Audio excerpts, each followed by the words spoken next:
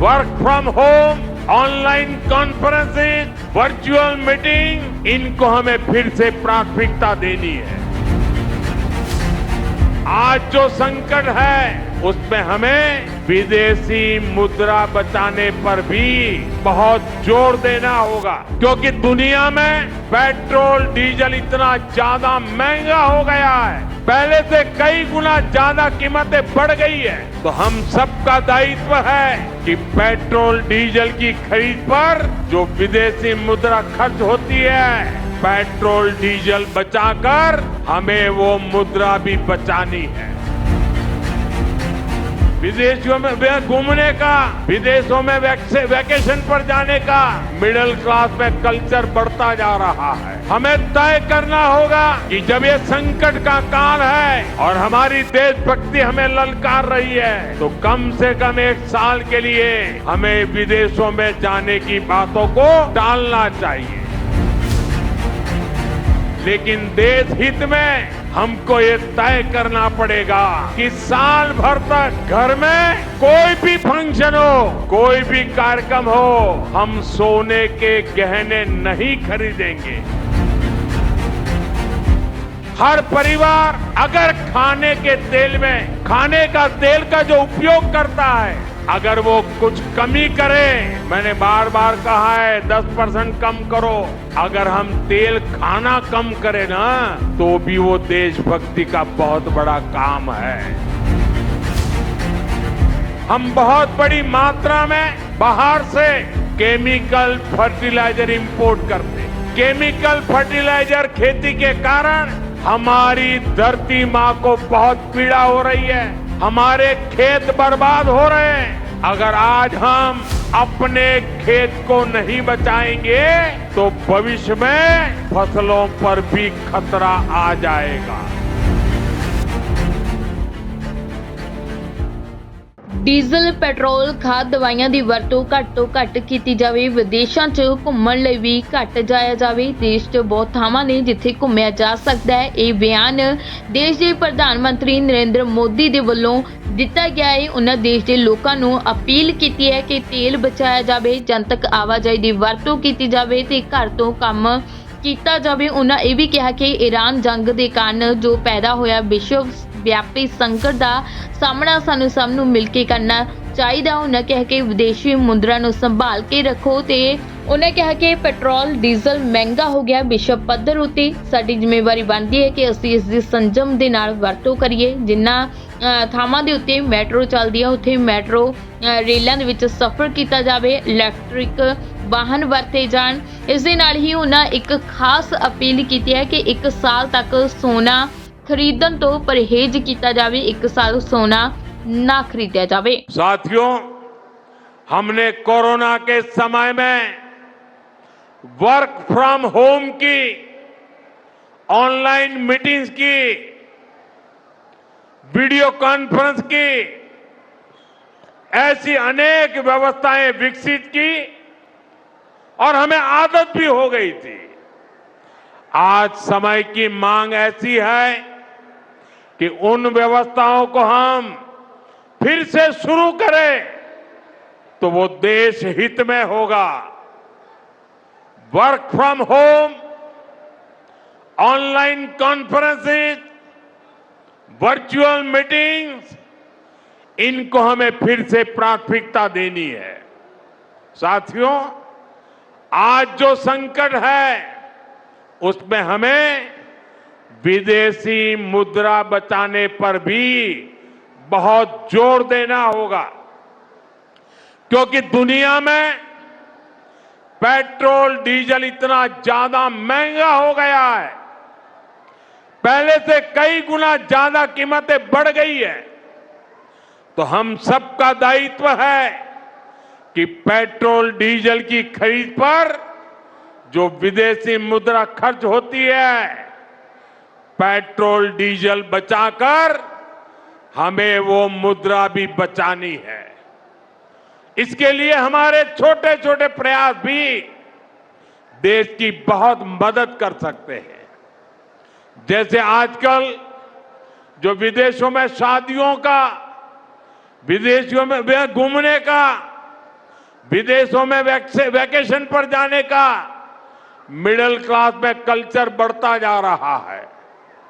हमें तय करना होगा कि जब ये संकट का काल है और हमारी देशभक्ति हमें ललकार रही है, तो कम से कम 1 साल के लिए हमें विदेशों में जाने की बातों को टालना चाहिए।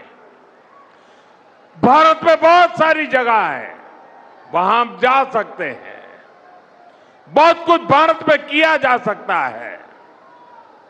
इस बेटी को नीचे बिठाइए, उसे थक जाएगी। उस बेटी को बिठाइए।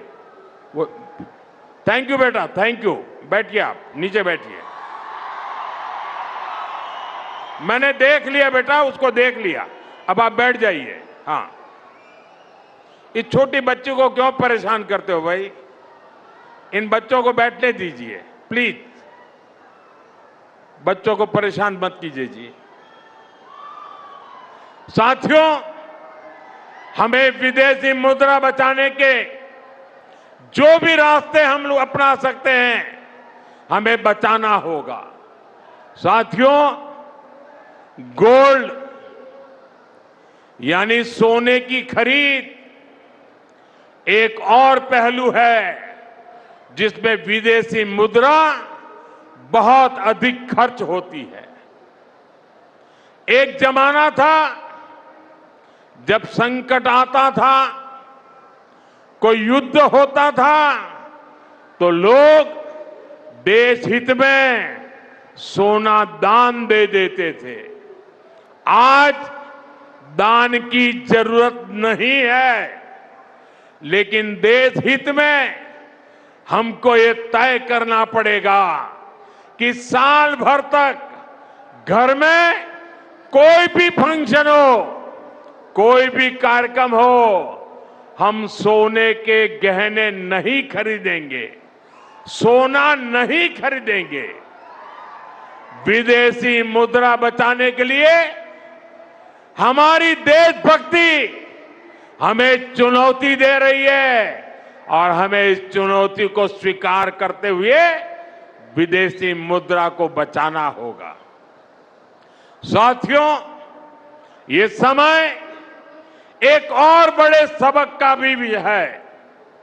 एक समय था जब हम कॉपर एक्सपोर्ट करते थे, लेकिन आज भारत के सामने स्थिति ऐसी बन गई कि अब हमें कॉपर को भी इंपोर्ट करना पड़ता है। हमारे देश में हड़तालें करवाकर कॉपर प्लांट्स को ठप करवा दिया गया और अब हालत ये हो गई कि हमें कॉपर बाहर से मंगाना पड़ता है और उसमें विदेशी मुद्रा खर्च होती है। इसलिए मैं ऐसे सभी श्रमिक समूह मजदूर संगठनों से भी कहूंगा कि हमें ऐसी बातों का जरूर ध्यान रखना चाहिए।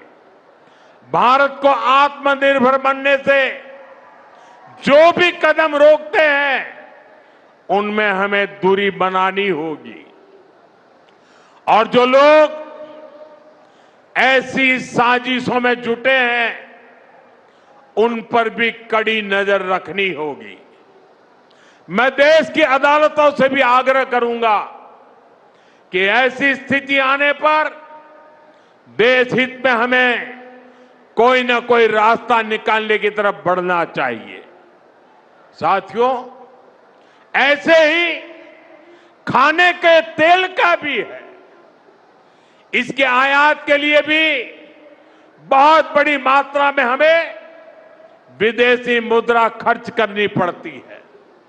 हर परिवार अगर खाने के तेल में खाने का तेल का जो उपयोग करता है, अगर वो कुछ कमी करे, मैंने बार बार कहा है 10% कम करो। अगर हम तेल खाना कम करें ना, तो भी वो देशभक्ति का बहुत बड़ा काम है। आप देश सेवा में योगदान दे सकते हैं और इससे देश सेवा भी होगी और देह सेवा भी होगी। इससे देश के खजाने का स्वास्थ्य भी सुधरेगा और परिवार के हर सदस्य का स्वास्थ्य भी अच्छा रहेगा। साथियों, विदेशी मुद्रा की खपत वाला एक और सेक्टर हमारी खेती है। हम बहुत बड़ी मात्रा में बाहर से केमिकल फर्टिलाइजर इंपोर्ट करते हैं।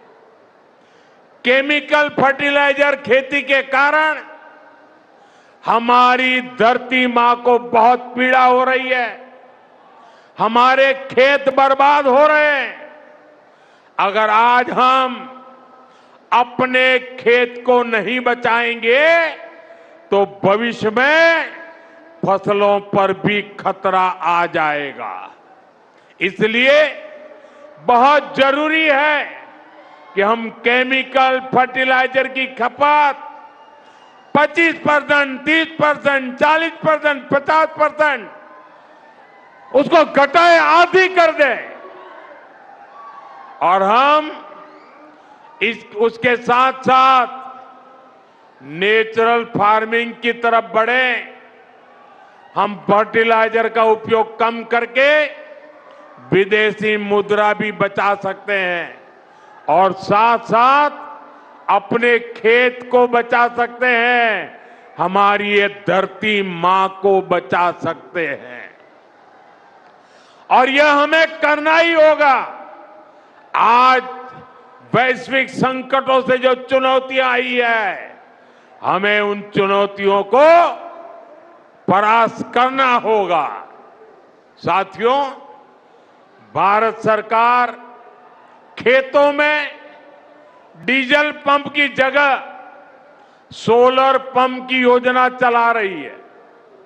हम खेतों में डीजल पंप की जगह सोलर पंप का उपयोग करने का जोर देना होगा।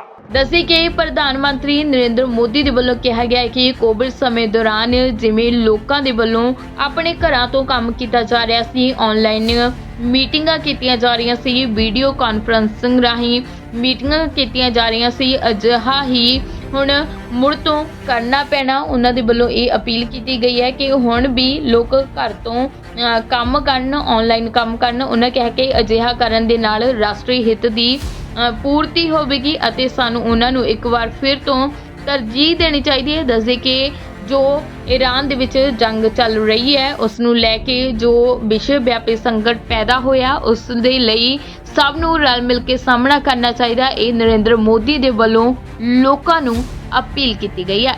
ਬਿਊਰੋ ਰਿਪੋਰਟ, ਪੰਜਾਬੀ ਲੋਕ ਚੈਨਲ।